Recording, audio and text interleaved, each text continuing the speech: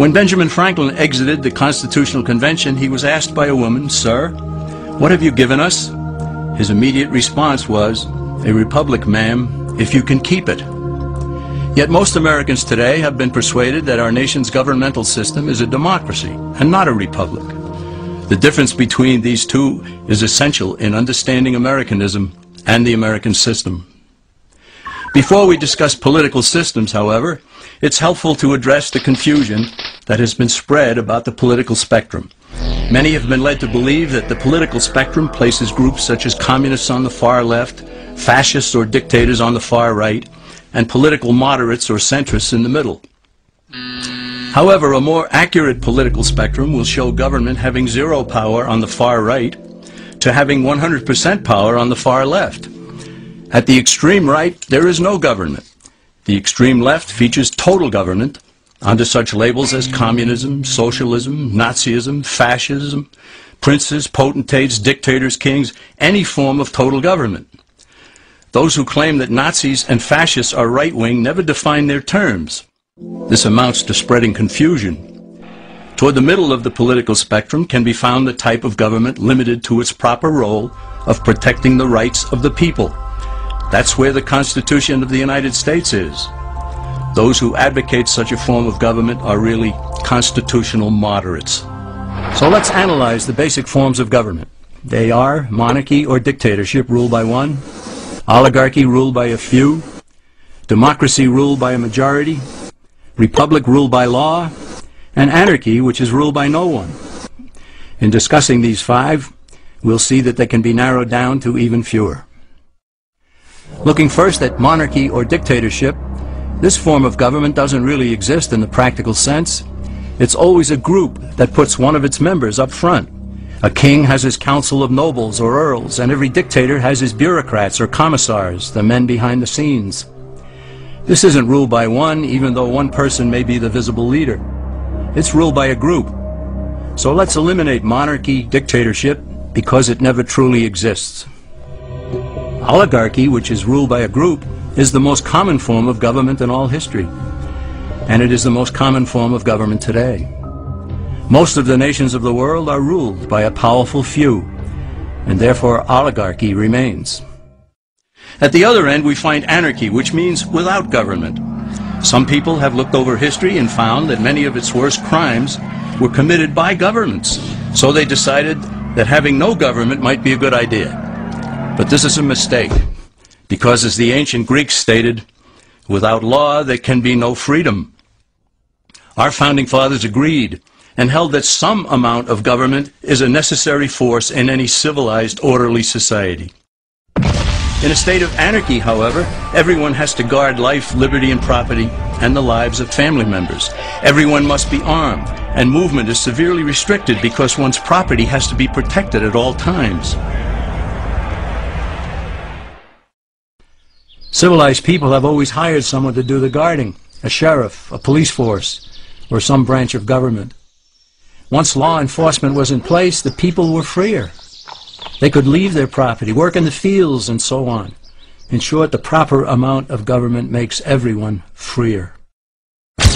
There are some who advocate anarchy, however, not because they want no government, but because they don't like what they have. They use anarchy as a tool for revolutionary change.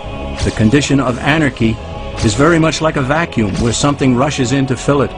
These calculating anarchists work to break down the existing government with rioting, killing, looting, and terrorism. Tragically, the people living in such chaos often go to those best able to put an end to it and beg them to take over and restore order. And who is best able to put an end to the chaos?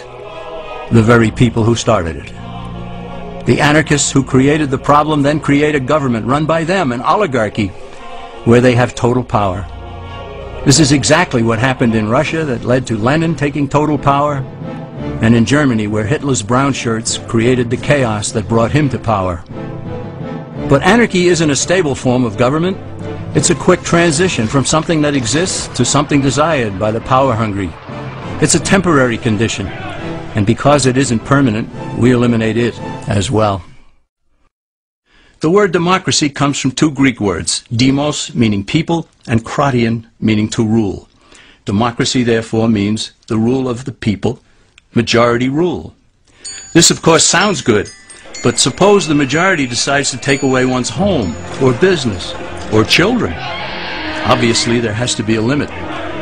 The flaw in democracy is that the majority isn't restrained. If more than half the people can be persuaded to want something in a democracy, they rule. What about republic? Well, that comes from the Latin, res meaning thing, and publica meaning public. It means the public thing, the law. A true republic is one where the government is limited by law, leaving the people alone. America's founders had a clean slate to write on. They could have set up an oligarchy. In fact, there were some who wanted George Washington to be their king. But the founding fathers knew history, and they chose to give us the rule of law in a republic, not the rule of a majority in a democracy. Why? Let's demonstrate the difference in the setting of the Old West. Consider a lynch mob in a democracy. 35 horseback riders chase one lone gunman. They catch him, and they vote 35-1 to hang him. Democracy has triumphed, and there's one less gunman to contend with. Now consider the same scenario in a republic. The 35 horseback riders catch the gunman and vote 35-1 to hang him, but the sheriff arrives, and he says, "You can't kill him. He's got his right to a fair trial." So they take the gunman back to town. A jury of his peers is selected, and they hear the evidence and the defense, and they decide if he shall hang. Does the jury even decide by majority rule? No, it has to be unanimous or he goes free. The rights of the government aren't subject to majority rule, but to the law. This is the essence of a republic. Many Americans would be surprised to learn that the word democracy does not appear in the Declaration of Independence or the U.S. Constitution, nor does it appear in any of the constitutions of the 50 states. The founders did everything they could to keep us from having a democracy. James Madison, rightly known as the father of the Constitution, wrote in essay number 10 of the Federalist Papers, "Democracies have ever been spectacles of turbulence and contention, have ever been found incompatible with personal security or the rights of property, and have in general been as short in their lives as they have been violent in their deaths." Alexander Hamilton agreed, and he stated, "We are a republican government. Real liberty is never found in despotism or in the extremes of democracy." Samuel Adams, a signer of the Declaration of Independence, stated, "Democracy never lasts long. It soon wastes, exhausts, and murders itself." The founders had good reason to look upon democracy with contempt, because they knew that the democracies in the early Greek city-states produced some of the wildest excesses of government imaginable.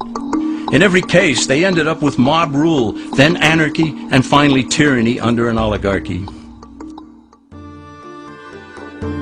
During that period in Greece, there was a man named Solon, who urged creation of a fixed body of law not subject to majority whims. But where the Greeks never adopted Solon's wise counsel, the Romans did. Based on what they knew of Solon's laws, they created the 12 tables of the Roman law, and in effect built a republic that limited government power and left the people alone. Since government was limited, the people were free to produce, with the understanding that they could keep the fruits of their labor. In time, Rome became wealthy and the envy of the world. In the midst of plenty, however, the Roman people forgot what freedom entailed. They forgot that the essence of freedom is the proper limitation of government. When government power grows, people freedom recedes. Once the Romans dropped their guard, power-seeking politicians began to exceed the powers granted them in the Roman Constitution. Some learned that they could elect politicians who would use government power to take property from some and give it to others. Agriculture subsidies were introduced, followed by housing and welfare programs. Inevitably, taxes rose and controls over the private sector were imposed. Soon, a number of Rome's producers could no longer make ends meet, and they went on the dole. Productivity declined, shortages developed, and mobs began roaming the streets, demanding bread and circuses from the government. Many were induced to trade freedom for security. Eventually, the whole system came crashing down. They went from a republic to a democracy, and ended up with an oligarchy under a progression of the Caesars.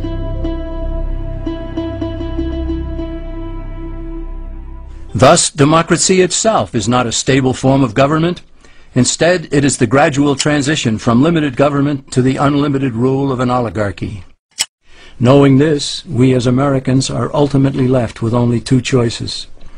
We can keep our republic, as Franklin put it, or we will inevitably end up with an oligarchy, a tyranny of the elite.